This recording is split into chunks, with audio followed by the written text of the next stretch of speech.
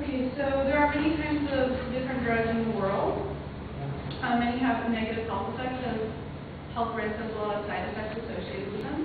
However, none are as visible or as fast occurring as those found in methamphetamine users. And today I would like to explain how some of these negative symptoms develop in long-term users of methamphetamine. Although methamphetamine is an illegal drug with many side effects, today I will only be covering two of the main symptoms that are the most visually striking within long-term users, and first being skin sores or scabs, as well as other skin damage, followed by a source of oral decay found in users known as meth mouth. So most sores or scabs that normal people experience are usually due to like a breakout or a scrape. You might take at it, but as soon as you see any unattractive marks being left behind, we'll tend to stop. However, with methamphetamine users, any picking or scratching is very, very compulsive and self-induced, and it's very difficult for them to stop. Because methamphetamine is not pharmaceutically prescribed, it is rarely pure in form, and many users will begin to develop skin irritation and make it worse due to the scratching and picking. It usually originates on the face. It is the most common area since it is one of the most sensitive parts of the body. However, it can be found in different areas of a user's body. So I have some photos here that I'd like to share.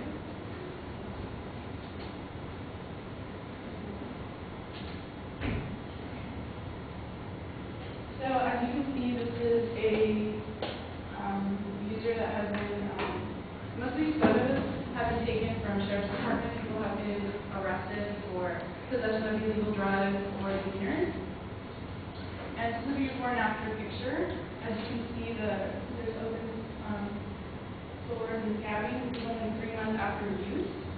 And many of these are caused by remains of chemicals and other impurities found in street meth. And as Dr. Catherine Royal of the Northern Metro Task Force of Colorado, which promotes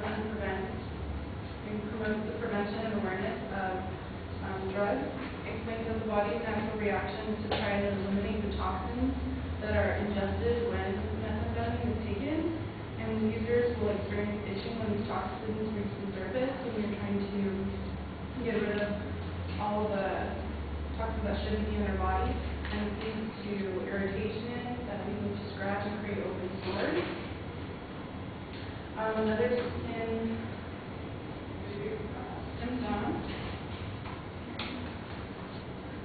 symptom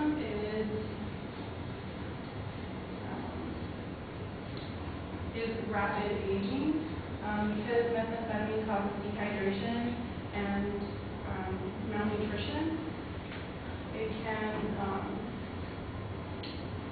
begin to elasticity found within your skin, so it will usually create dullness and more rigidness, making the skin prone to wrinkling, so it can make a user actually appear many years older.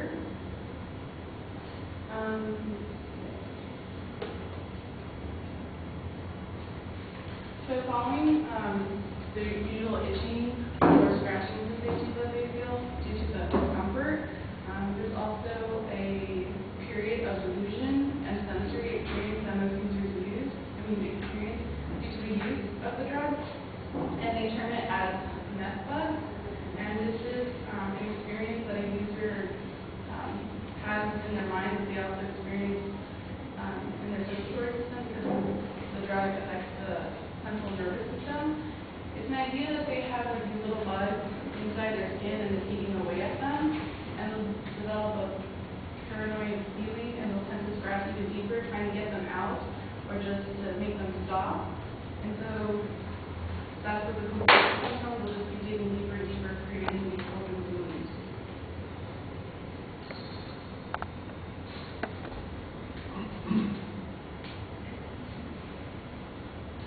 I'm sure many of you have been to the dentist when you usually go. Dentists will usually tell you, oh, you need to take better care of your teeth or improve your oral hygiene habits. However, if a user was to walk into the dentist's office, that would hardly be the case.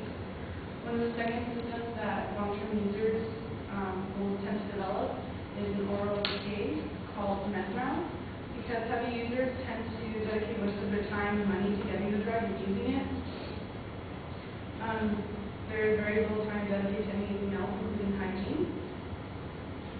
And according to methkills.org, tooth decay has been attributed to corrosive effects of chemicals found in the drug itself, such as ammonium, which is found in fertilizers, phosphorus, which is also found in matchboxes, and lithium, which is usually found in batteries.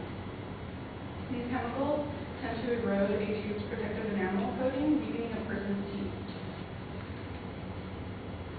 And an article titled The Meth Epidemic, published by Frontline, states that when meth is ingested, the user's blood vessels tend to shrink, limiting the steady blood supply that the mouth needs in order to stay healthy.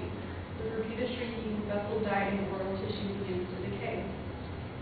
So basically, the circulatory system in your mouth is to keep your gums healthy, and because these vessels keep shrinking, the blood supply to their gums is cut off, and it prevents basically the protection that their mouth needs. So I have a picture that I'd like to share with you.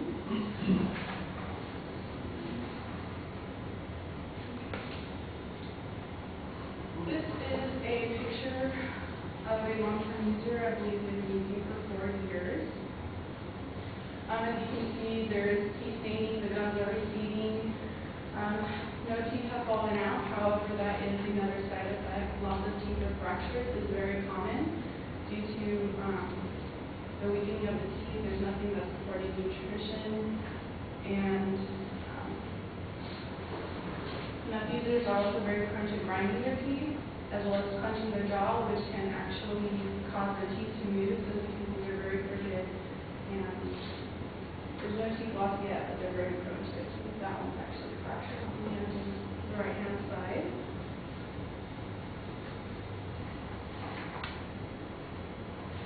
This one is a very severe case. There's a lot of teeth missing.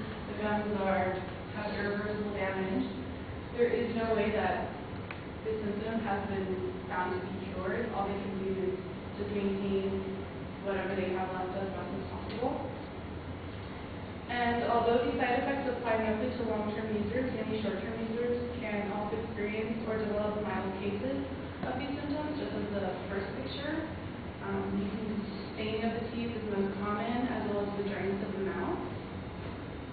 And by being given a detailed explanation of why some of these symptoms are caused, will hopefully make you more aware of anything you've heard in the past. Usually, during our grouping week, kids will be told that these side effects, and then stick around and give it an explanation why or how they're caused. So hopefully this will give you a better idea of what some long-term meth users will experience during their use.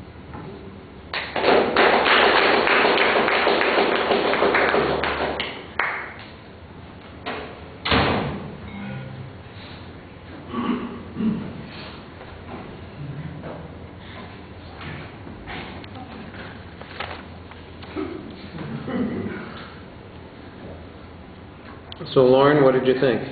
I thought that it was a good topic to choose, but your intro didn't really go with it. I think it started talking about what it was about, but I think you should have maybe tied it that it was about meth at first, because I wasn't sure what kind of drugs, and you only talked about 1 and 2, so it would have been clear for us to know if you would have mentioned it in the intro.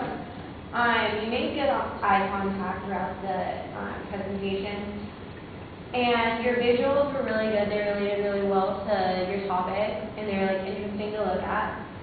But the first pictures were kind of hard to see with the lights being on, but it was okay. And then everything was good, I think, but your conclusion, you're really soft, so it's kind of hard to hear you at the very end.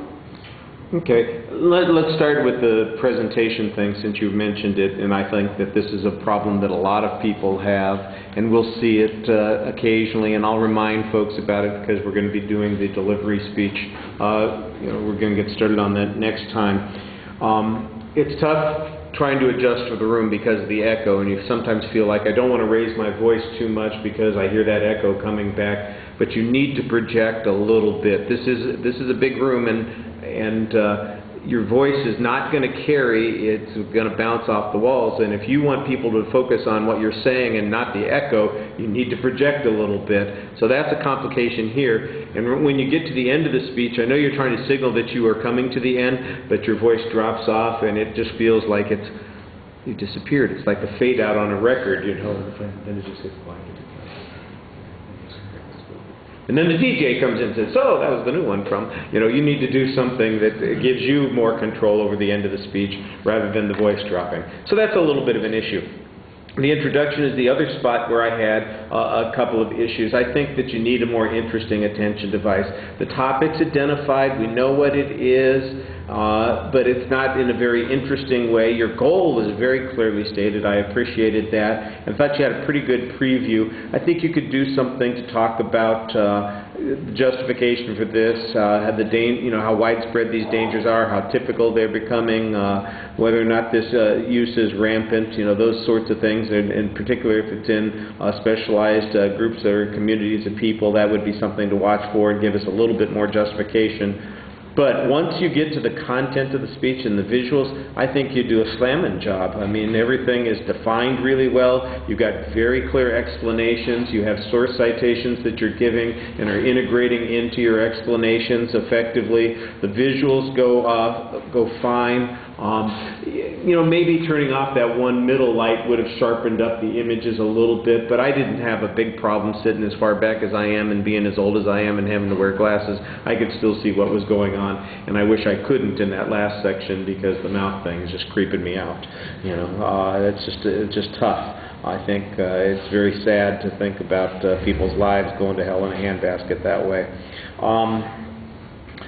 Oh, I thought you had a really good transition between the first and the second point. In fact, you know, I'm going to see if I can record that clip someplace special and use it as an example, because I thought you did a really exceptional job. Just instead of saying, done with one, move to two, and it's not even an internal summary, it's kind of a clever line that you had about, you know, but that's not the only problem that people are faced with, because there's this other thing. And I got to find the sentence that you used, because I really liked it when I heard it. I thought that worked really well, and so I like that. Like I said, at the end, your voice drops out a little bit, but you had a pretty good summary. You just want to make sure that you finish strong.